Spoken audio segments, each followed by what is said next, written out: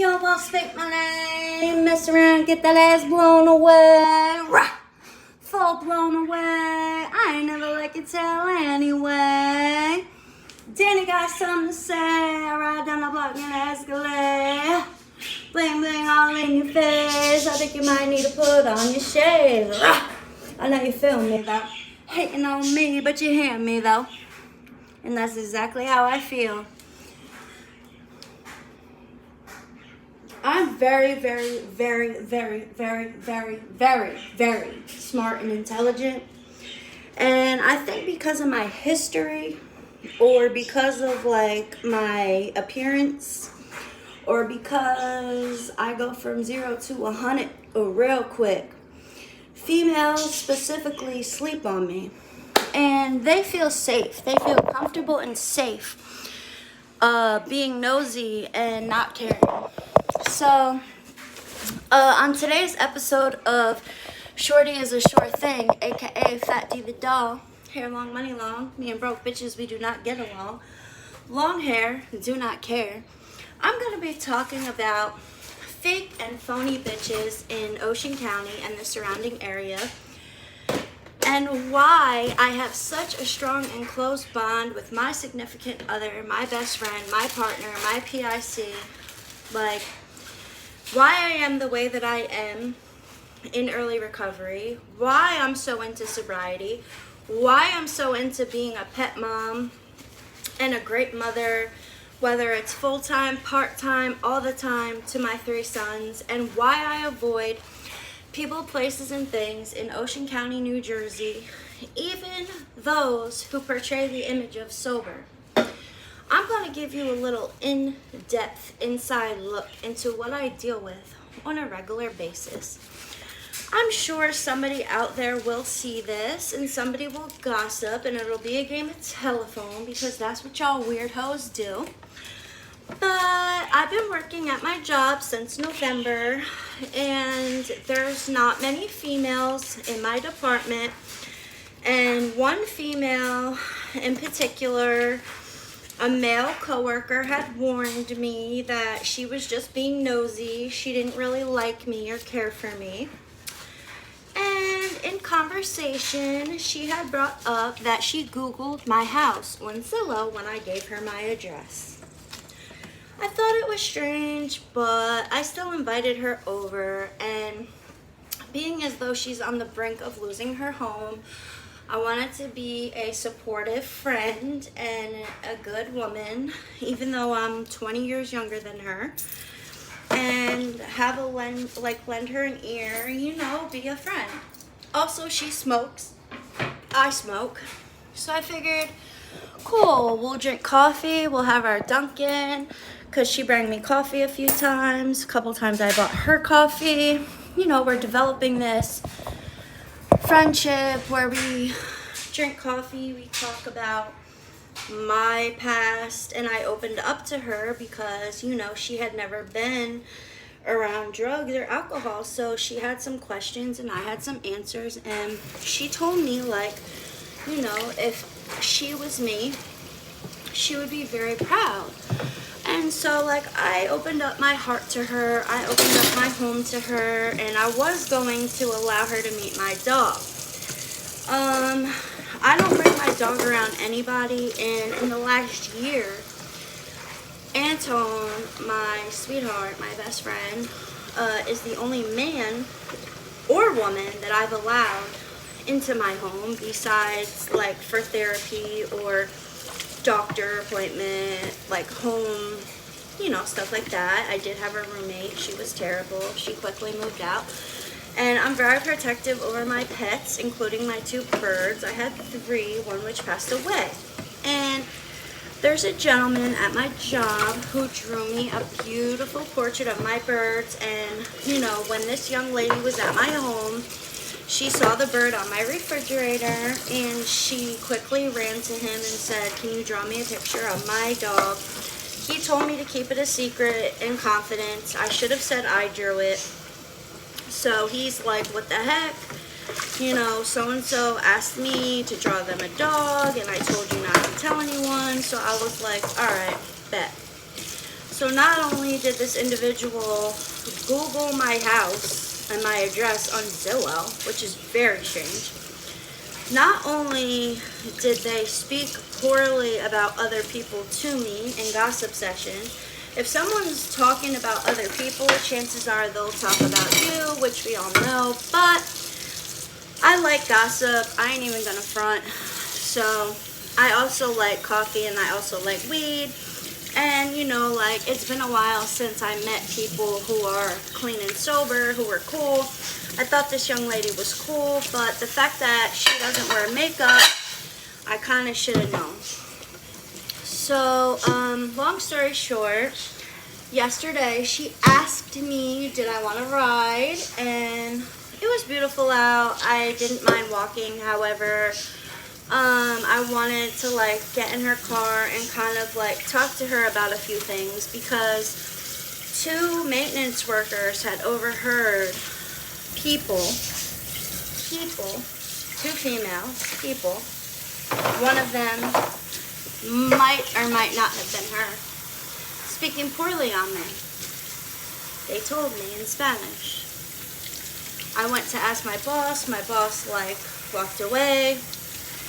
Mind you, these women are 50. They're grandmas and like older married women, so I figured they're safe. Now, throughout the past few weeks, I've been talking to my mom, my loved ones, my BFF, my man.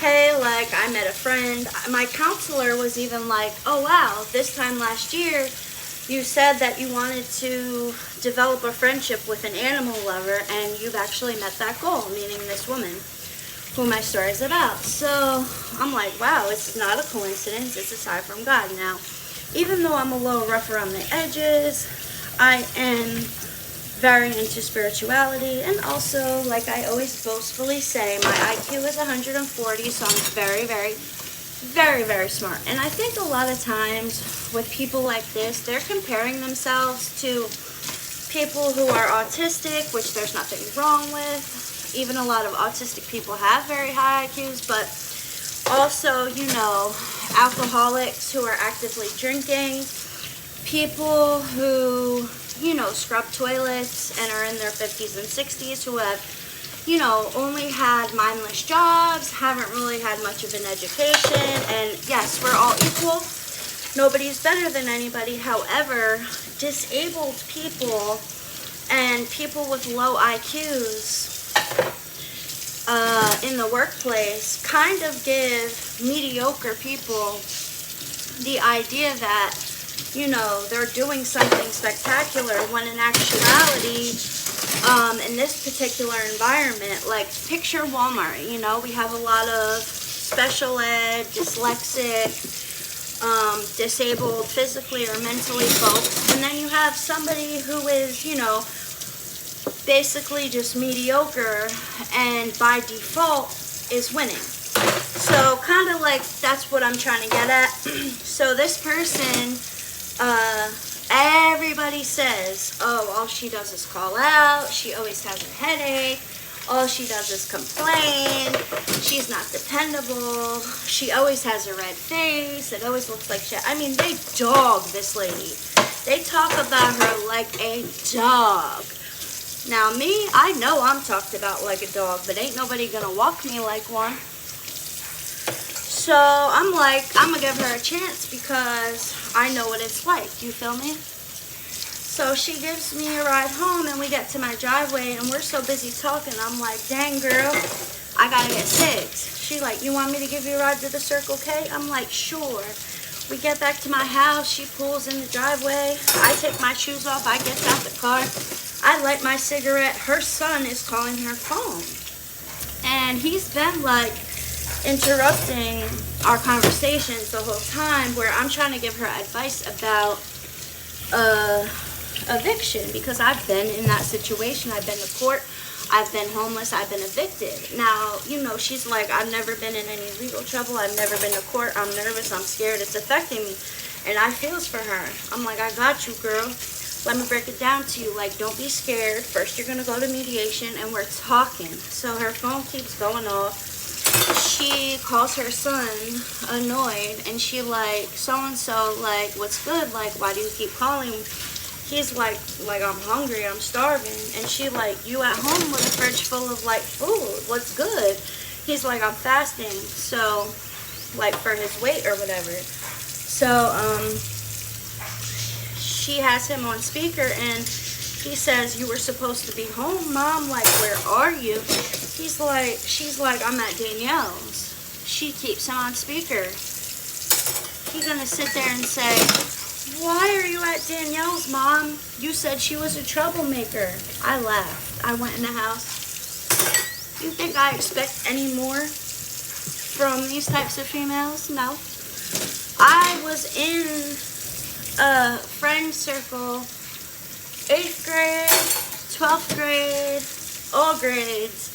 Since I'm 9 years old, I've been line leader. Since I'm 9 years old, I've been gifted, talented, skipped grades, switched schools. You think I don't know how vicious females are and the things that they say? How did my name come up in a conversation with your child where you felt comfortable telling a 10 or whoever the hell year old boy, right, that I'm a troublemaker? How am I a troublemaker? I got in trouble when I was 27. Mind you, this person's husband has been to prison. But I'm a troublemaker.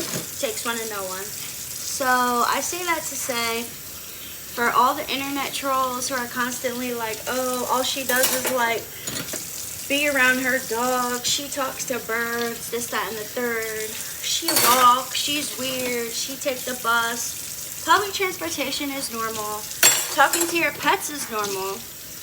Walking is normal.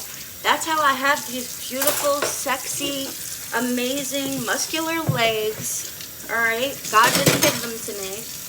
And like, that's how, you know, like, I drink water and mind my business. And I didn't need that ride, young lady. You didn't do me any favors. I wanted to talk to you and be a friend to you and lend an ear to you, because everybody in the dang job is talking about you, girl. And like I said, I know they talk about me too, but like, be freaking for real, you know? Like the high blood pressure thing, I don't know if it's true or false, but like, she do be red in the face. I don't know.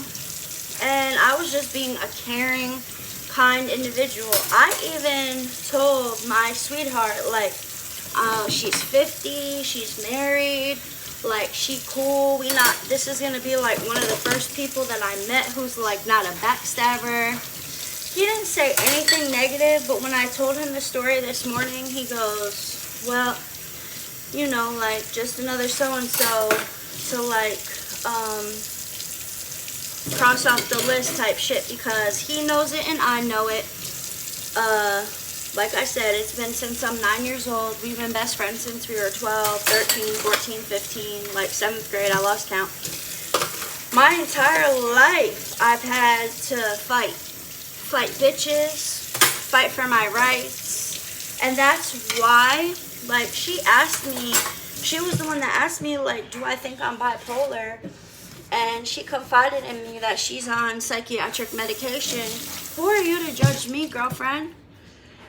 You're on psychiatric medication, judging me, girl. So, no shade, no hate, no love lost. I just know moving forward, when like a sneaky, conniving woman tries to like get into your life, which I've already known, just let them, you know, kind of like back off and don't invite them to your home, because my home is my sacred place. I've worked very, very hard for this place, whether it's on Zillow as rented, for sale, whether my rent went up or whether I didn't pay it or pay it, it's still my home. And I'm a great person. I'm a great mother.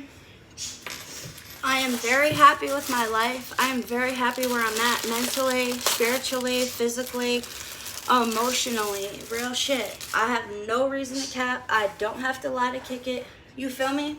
Like, these types of people is like God already forewarned me on how to handle them. I'm not taking it to the internet for clout, for publicity, to humiliate anyone. The only reason I'm making a live about this is, like, look at the Shanquilla Robinson case, okay? By the way, this is a strawberry shortcake bundt cake donut, and it's fire. It's from Wawa. People hurt other people over lust, hate, jealousy, envy, and wickedness.